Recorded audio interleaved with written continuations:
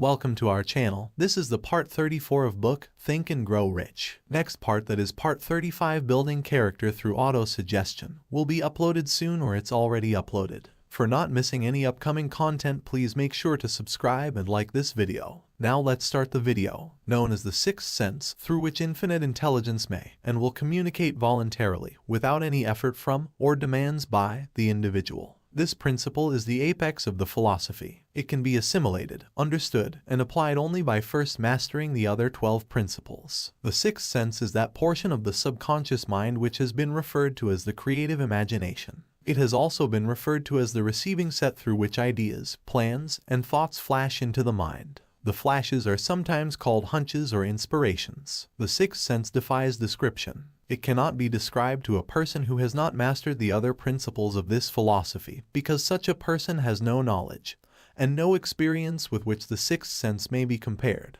Understanding of the sixth sense comes only by meditation through mind development from within.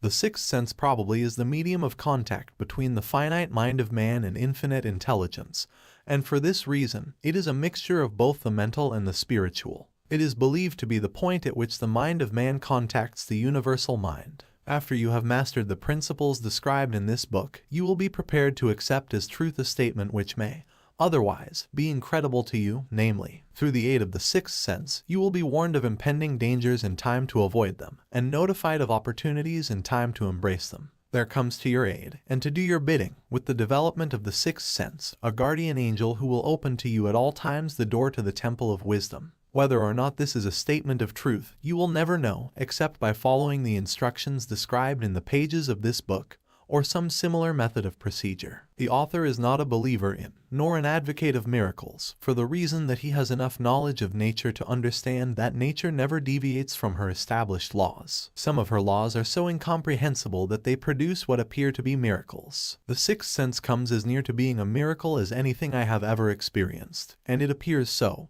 only because I do not understand the method by which this principle is operated. This much the author does know, that there is a power or a first cause, or an intelligence, which permeates every atom of matter and embraces every unit of energy perceptible to man. That this infinite intelligence converts acorns into oak trees, causes water to flow downhill in response to the law of gravity, follows night with day, and winter with summer, each maintaining its proper place and relationship to the other. This intelligence may, through the principles of this philosophy, be induced to aid in transmuting desires into concrete or material form. The author has this knowledge because he has experimented with it and has experienced it. Step by step, through the preceding chapters, you have been led to this, the last principle. If you have mastered each of the preceding principles, you are now prepared to accept, without being skeptical, the stupendous claims made here. If you have not mastered the other principles, you must do so before you may determine, definitely, whether or not the claims made in this chapter are fact or fiction. While I was passing through the age of hero worship, I found myself trying to imitate those whom I most admired.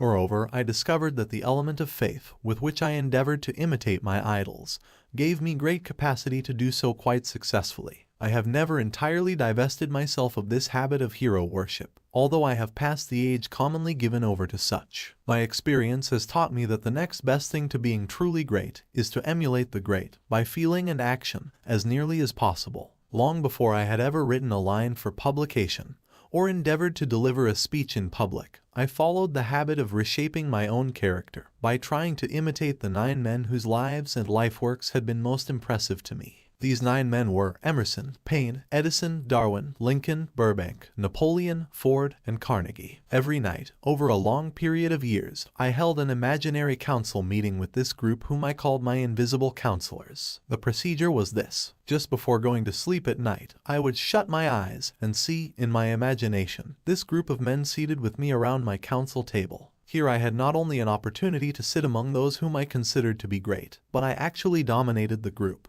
By serving as the chairman, I had a very definite purpose in indulging my imagination through these nightly meetings. My purpose was to rebuild my own character so it would represent a composite of the characters of my imaginary counselors. Realizing, as I did, early in life, that I had to overcome the handicap of birth in an environment of ignorance and superstition, I deliberately assigned myself the task of voluntary rebirth through the method here described. Now, don't forget to subscribe our channel because there's a lot books coming up, also like our video.